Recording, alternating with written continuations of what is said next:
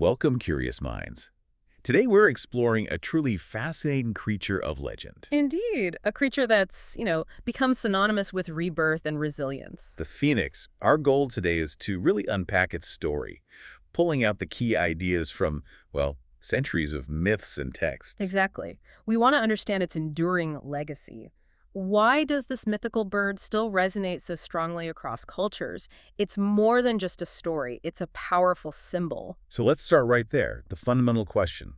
What is the phoenix? At its absolute core, it's this legendary bird, believed to be immortal, that cyclically regenerates. It's born again. And always linked with the sun, and that incredibly dramatic image. Yes, rising from the ashes, that's the most famous version of its rebirth. But it wasn't always fire, was it?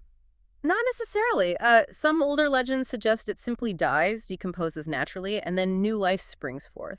But the core idea remains, life emerging from apparent death. That cycle is just so potent. Now, from a folklore perspective, this is a well-trodden path, isn't it? Oh, absolutely. Folklorists actually classify it under motif B32 in the Motif Index of Folk Literature. Basically, it's a recognized recurring pattern in stories worldwide. B32, okay. And the name itself, Phoenix. That must tell us something. It really does. The journey of the word is quite revealing. Our modern English word came via Latin, phoenix, which itself came from Greek. Greek phoenix. Right, phoenix. And we can trace that back even further to Mycenaean Greek, poniki. We're talking about evidence from over 3,000 years ago. It's ancient. Wow. And what did phoenix actually mean back then? I heard there were a few possibilities. There are. And they're intriguing. It might have originally meant griffin, surprisingly, or possibly palm tree. A palm tree? That seems random. It does, doesn't it? But maybe the most compelling links are the Phoenician bird, suggesting an exotic origin, or perhaps the purplish red bird. Ah, linking it to the famous Phoenician dyes. Exactly. It could be tied to those who work with red dyes, so maybe its color was key from the very beginning. That makes sense. And the word kept evolving in English too, didn't it? It certainly did.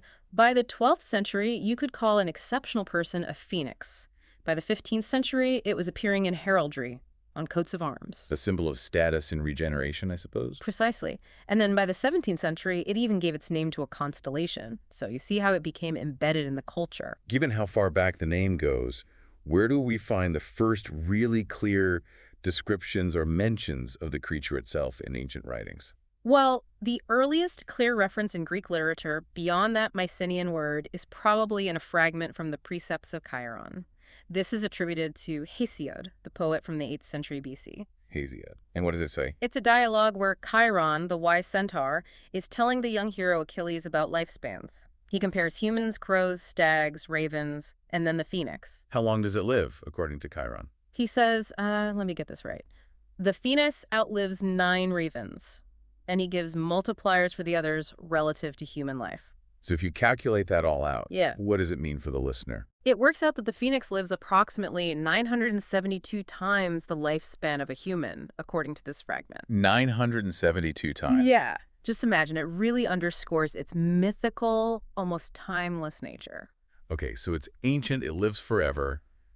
Where did the Greeks think it came from? I always heard Egypt. That's the classical connection, yes. Usually traced through Herodotus, writing in the 5th century BC. He linked it to Egypt. Herodotus, the father of history. Did he claim to have actually seen one? No, he's careful about that. He reports what the priests at Heliopolis told him. He mentions it's incredibly rare, appearing only once every 500 years. And what did he say it looked like?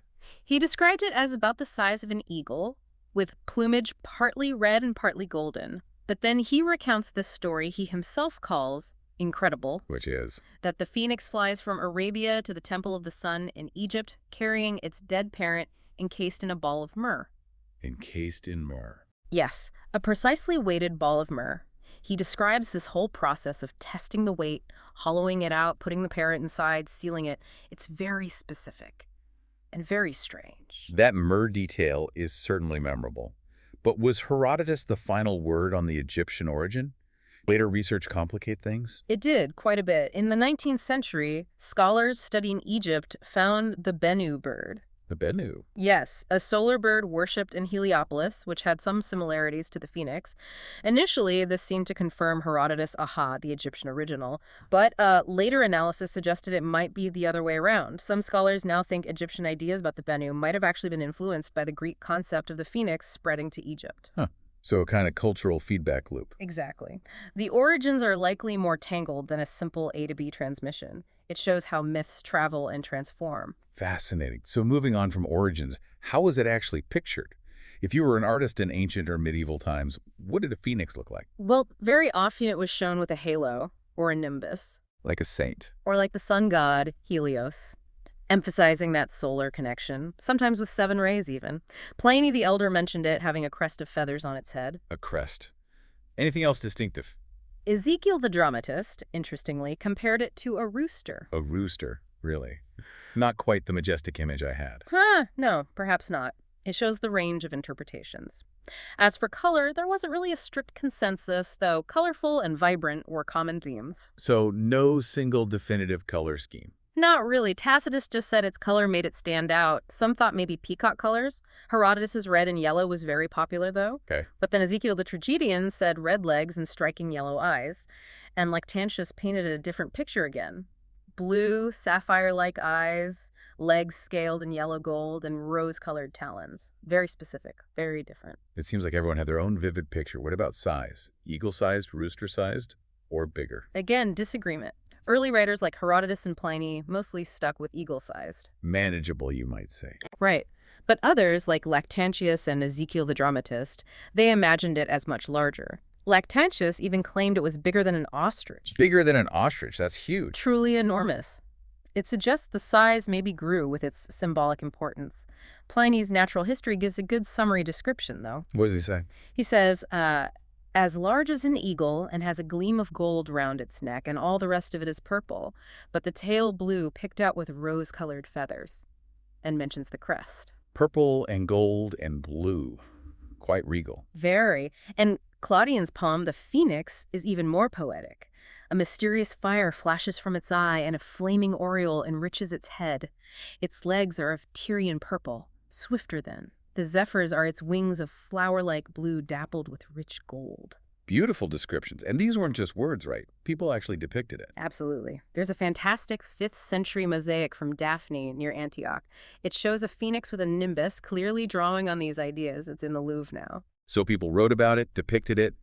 Did anyone claim to have actually seen one? Were there recorded sightings? Oh, yes. Several writers mention supposed appearances. Pliny the Elder, for instance. He cites Senator Manilius, who reported one in 96 BC, based on a 540-year cycle. Okay. Pliny also mentions another source, Cornelius Valerianus, who claimed one appeared in 36 AD. And Pliny himself talks about a supposed phoenix brought to Rome from Egypt in 47 AD. Brought to Rome. For real. Well, Pliny was deeply skeptical. He calls that one a fabrication. So even then, people were questioning these reports. Understandable. Any other famous sightings? Tacitus recorded one around 34 AD. He mentions different theories about its cycle length, 500 years, or even 1461 years, which is the Egyptian Sothic cycle. Linking it to astronomical timekeeping. Precisely. He also lists supposed earlier appearances in Egypt under pharaohs like Sesostris and Amasis. Cassius Dio also noted a sighting around 36 AD.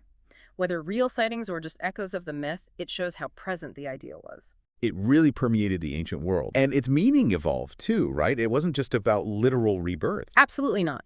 Over time, it became incredibly versatile symbolically. It stood for the sun, obviously, but also time itself, the cycle of empires, resurrection, even Christ in Christian interpretations or virginity, all sorts of renewal. It shows up in some unexpected religious texts too, doesn't it? It does. There is a 4th century Gnostic text on the origin of the world, which mentions phoenixes in paradise and connects them to righteousness, saying, "The just man will blossom like a phoenix." That's a lovely image. And it carried on strong into the Middle Ages. Definitely. The Old English Exeter book, from around the 10th century, has an anonymous poem that explicitly uses the phoenix as an allegory for Christ's resurrection. Can you share a bit of that? Sure, it says something like, this bird's nature is much like to the chosen servants of Christ, pointeth out to men how they may gain exalted happiness in the celestial country. It maps the myth directly onto Christian belief. That's a clear adaptation. And major literary figures kept using it. Oh, yes. Dante in the Inferno, Canto 24, gives a classic description. The phoenix dies and then is born again when it approaches its 500th year. Nard and myrrh are its last winding sheet. He draws directly on those ancient details. Incredible continuity. And Shakespeare, or rather Shakespeare and Fletcher in Henry VIII, use it powerfully. Archbishop Cranmer predicts Elizabeth I's reign, calling her predecessor the maiden phoenix, whose ashes new create another heir. A metaphor for royal succession. Powerful stuff. Very. And even into the 19th century, Thomas Carlyle in Sartor Resartus uses the phoenix metaphorically for the cycles of history and society's rebirth from chaos. He asks, when the phoenix is fanning her funeral pyre, will there not be sparks flying? Captures that transformative energy. It seems endlessly adaptable. Did it appear visually in that later period too, like in heraldry? Yes, it became quite popular in European heraldry from the High Middle Ages onwards, often just as a crest, the head, chest, and wings rising from flames, usually not the whole bird, interestingly, but clearly symbolizing resurrection and renewal. Now, you mentioned earlier, this idea isn't unique to the Greeks or Egyptians. There are similar birds in other myths. That's right. Scholars see parallels all over the world. It suggests a kind of universal archetype. You have the Hindu Garuda and Barunda, the Slavic firebird, The firebird, yes. the Persian Simorgh, the Arabian Anka, the Turkish Konrul, sometimes called Zumridun Anka, the Chinese Fenghuang. Huang, often paired with the dragon. Exactly. And Zuke, another Chinese vermilion bird, even the Tibetan Mi by Carmo, they all share elements of being wondrous, often solar or fire-related birds, symbolizing power, longevity, or cycles. It's amazing how widespread that core idea is. So bringing it right up to date, the phoenix is still flying high in modern culture, isn't it? Oh, absolutely. It's everywhere. In literature, Neil Gaiman has a short story, Sunbird, where eating a phoenix brings youth, but it's dangerous. And of course, probably the most famous modern one. Fox, Professor Dumbledore's incredibly loyal phoenix in the Harry Potter series, he perfectly embodies that healing, rebirth, loyalty aspect. Definitely. Any others that stand out? Well, Terry Pratchett has fun with it in Carpe Jiggalum. In manga and anime, like One Piece, there's the character Phoenix Marco. Ah, yes. And in comics, the Phoenix Force in Marvel's X-Men universe is a huge cosmic entity, often tied to Jean Grey. It takes the power aspect to an extreme level. So from ancient fragments to massive comic book events, it's quite a flight path for one mythical bird. It really is. Its adaptability is just remarkable. We've covered so much ground today, from those hazy origins and shifting descriptions to its incredible symbolic weight and how it keeps reappearing generation after generation. It's a testament to the power of the underlying themes: death, rebirth, hope, endurance. It leaves you thinking. It does. And perhaps a thought for you, listening, reflecting on this, where in your own life or in the world you see around you, do you notice those metaphorical ashes, places where maybe unexpectedly new life or new ideas are beginning to emerge? That's a powerful image to ponder. We certainly hope this exploration has sparked your curiosity to keep discovering.